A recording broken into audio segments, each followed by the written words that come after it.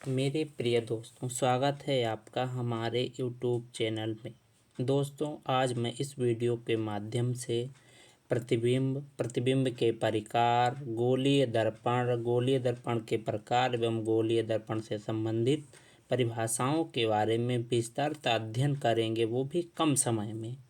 चलिए दोस्तों, चलते हैं। प्रतिबिंब क्या होता है, प्रतिबिंब की परिभाषा देखते हैं। किसी बिंदु से चलने वाली प्रकाश की किरणें परावर्तन के पश्चात जिस बिंदु पर आकर मिलती हैं, उस बिंदु को वस्तु का प्रतिबिंब कहते हैं। जैसे जैसे जब हम किसी वस्तु को दर्पण के सामने रखते हैं तो वस्तु से चलने वाली प्रकाश किरणें दर्पण के तल से परावर्तित होकर हमारी आंखों पर पड़ती हैं, जिससे हमें वस्तु की आकृति दिखाई देती है। इस वस्तु को ही वस्तु का प्रतिबिंब कहते हैं। प्रतिबिंब दो प्रकार के होते हैं, वास्तविक प्रतिबिंब और आभासी प्रतिबिंब। चलिए दोस्तों, देखते हैं वास्तविक प्रतिबिंब क्या होता है। जब किसी बिंदु से आने वाली प्रकाश किरणें परावर्तन के बाद जिस बिंदु पर आकर वास्तविक रूप से मिलती हैं, उसे वास्तविक प्रतिबिंब कहते हैं। और इस पर किस प्रकार का प्रतिबिंब प्राप्त होता है, चलिए दोस्तों देखते हैं। ये भी, इस प्रतिबिंब को पर्दे पर प्राप्त किया जा सकता है तथा यह सदैव उल्टा होता है। ठीक है। आभासी प्रतिबिंब क्या होता है? जब प्रकाश किरणें परावर्तन के पश्चात के बाद मिलती हुई प्रतीत होती हैं तो वहाँ पर वस्तु का आभासी प्रतिबिंब बनता है। यह काल्पनिक तथा सीधा बनता है, इसे पर्दे पर प्राप्त नहीं किया जा सकता है। चलिए देखते हैं गोलीय दर्पण। गोलीय दर्पण क्या होता है? गोलीय दर्पण की परिभाषा। गोलीय दर्पण उस खोखले गोले का भाग होता है जिसका एक तल उभरा हुआ था, दूसरा तल दबा हुआ होता है। इसमें एक सतह को चांदी अथवा पारे से पॉलिश कर दिया जाता है, जिससे दूसरी सतह चमकदार हो जाती है, जिसे यहाँ चित्र में दिखाया जा रहा है। ये गोलीय दर्पण इस तरीके का हो गया। इस यहाँ M1 हो गया और यहाँ M2, ये द्वारक हो गए। अब क्या बताया, इसके बाहरी पोर्शन पर इधर आकर पॉलिश की हुई है और जो परावर्तक तल है वो अंदर की ओर होता है या बाहर की ओर होता है, वो तो उस पर डिपेंड करता है। जाकर गोलीय दर्पण दो प्रकार के होते हैं उसके बेस पर। चलिए अब देखते हैं जाकर के दो प्रकार कौन कौन से हैं। एक होता है अवतल दर्पण।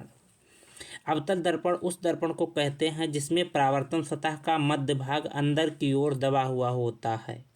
इसे अभिसारी दर्पण भी कहते हैं। देखिए, इसमें देखते हैं चित्र के माध्यम से क्या है। जो प्रकाश का परावर्तन हो रहा है वो अंदर दबी हुई सतह पर हो रहा है और जो पॉलिश हुई है वो उभरी हुई सतह पर है।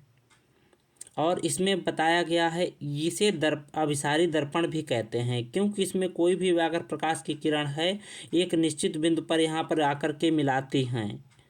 उत्तल दर्पण में देखते हैं। उत्तल दर्पण उस दर्पण को कहते हैं जिसमें परावर्तन सतह का मध्य भाग बाहर की ओर उभरा हुआ होता है। इसे अपसारी दर्पण भी कहते हैं। देखिए, देखते हैं क्या। ये हो गया अपना गोल, खोखला होता है कांच का। ये हो गया, इसके अंदर पॉलिश हुई है ये इस तरीके से, और बाहर से आकर क्या हो गया, परावर्तक तल हो गया। कोई प्रकाश की किरण इधर से आ रही हो, आने के बाद में इधर बिखर रही हैं, और जो आकर ये जो किरणें होती हैं बिखरने को ही बोलते हैं अपसारी। और जहाँ पर किरणें मिलती हुई आकर के नज़र मिलती हैं या प्रतीत होती हैं उसको बोलते हैं अभिसारी। अब देखते हैं गोलीय दर्पण से संबंधित कुछ परिभाषाएं। ध्रुव। ये ध्रुव क्या होता है, देखते हैं। ध्रुव गोलीय दर्पण के परावर्तित पृष्ठ के मध्य बिंदु को दर्पण का ध्रुव कहते हैं। चित्र में पीत दर्पण का ध्रुव है ये वाला पोर्शन। क्या बोलते हैं, गोलीय दर्पण के परावर्ती। यहाँ पर एक M1 हो गया, ये M2। जो होते हैं M1 और M2 ये द्वारक होते हैं। द्वारक के बीचों बीच का जो भाग पोर्शन होता है उसको बोलते हैं ध्रुव। वक्रता केंद्र क्या, सेंटर ऑफ कर्वेचर।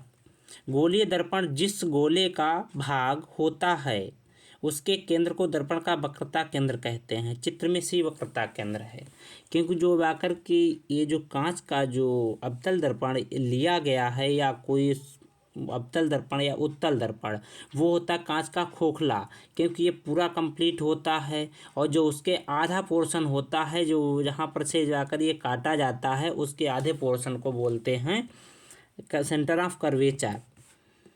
अब देखते हैं वक्रता त्रिज्या, रेडियस ऑफ कर्वेचर। दर्पण के ध्रुव से वक्रता केंद्र के बीच की दूरी को दर्पण की वक्रता त्रिज्या कहते हैं। इसे आर से प्रदर्शित करते हैं। क्या कहते हैं?